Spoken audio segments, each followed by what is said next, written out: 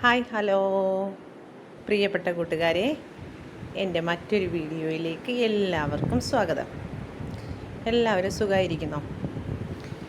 ഞാൻ പുറത്തിറങ്ങിയപ്പോൾ ലുലു ഒന്ന് പോയി കാണാമെന്ന് കരുതി. എൻ്റെ നാട്ടിൽ ലുലു വന്നിട്ട് കുറേ മാസങ്ങളായി. അപ്പോൾ ഞാൻ കിടപ്പായിരുന്നു, നിങ്ങൾക്കറിയാമല്ലോ, തീരെ അവശതയിൽ.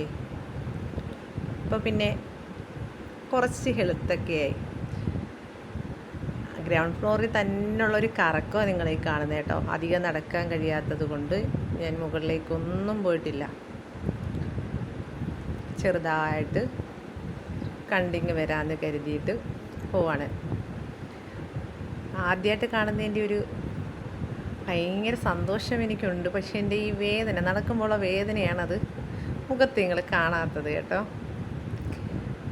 കണ്ടോ, ബീഫൊക്കെ ഇരിക്കുന്നിടത്താണ് എത്തിയത്. അതൊക്കെ താഴെയാണ് കേട്ടോ. ഇവിടെ എത്തിയപ്പോൾ എൻ്റെ മാമിയെ കണ്ടു കേട്ടോ. ശരിക്കും എനിക്കൊരു കോള് വന്നു. കോൾ എടുത്തതും മാമിയെ ഞാൻ ദൂരെ നിന്ന് കണ്ടു.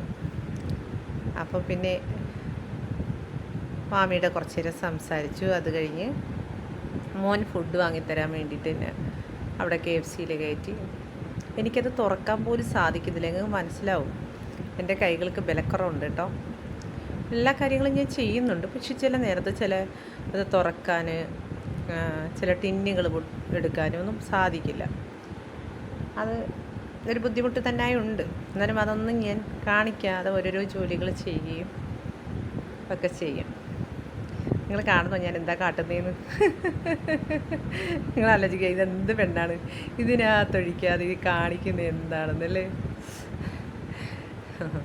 സത്യം പറയാമല്ലോ, ഞാൻ ഇത് പോലും ഇപ്പോഴാണ് കഴിക്കുന്നത് കേട്ടോ. ആദ്യമായിട്ട് കഴിക്കുകയാണ്. ഞാൻ ഇതൊന്നും കഴിച്ചിട്ടില്ല. അതിന് ഞാൻ മോനോട് വഴക്ക് പറഞ്ഞു. മോൻ ജോലിക്ക് പോയി വന്നപ്പോൾ അവൻ്റെ സന്തോഷത്തിൽ എൻ്റെ പിറന്നാളിന് എനിക്കൊന്നും വാങ്ങിത്തരാൻ പറ്റില്ല എന്ന് കൊണ്ടുപോയി വാങ്ങിത്തന്നതാണ്. ഇതൊക്കെ ഞാൻ ജസ്റ്റ് ഓരോ കടിയേ കഴിക്കുന്നുള്ളൂ കേട്ടോ. ബാക്കി ഞാൻ അവനിക്കാ കൊടുക്കണേ കേട്ടോ. കാരണം എനിക്ക് ഇത്തരം ഫുഡുകളോട് ഭയങ്കര ഇഷ്ടമുള്ള ആളൊന്നുമല്ല. പിന്നെ അവൻ്റെ സന്തോഷത്തിന് വേണ്ടിയിട്ടാണ്. പിന്നെ എനിക്ക് ഇതൊന്നും കാണുമല്ലോ, മാളൊന്നും കാണുമല്ലോ, അങ്ങനെ പോയതാണ്. എൻ്റെ മാമിയെയും ദറസിൽ ഒന്നിച്ച് പഠിച്ച കൂട്ടുകാരിയും എനിക്ക് കാണാൻ പറ്റി അവിടെ വെച്ച് കേട്ടോ. അതിനുശേഷം വാഷ് ചെയ്യാനായിട്ട് വന്നപ്പോൾ അതേ ഹാൻഡ് വാഷിങ്ങിൽ കൈ ഉണക്കാനായിട്ടുള്ള സംവിധാനം.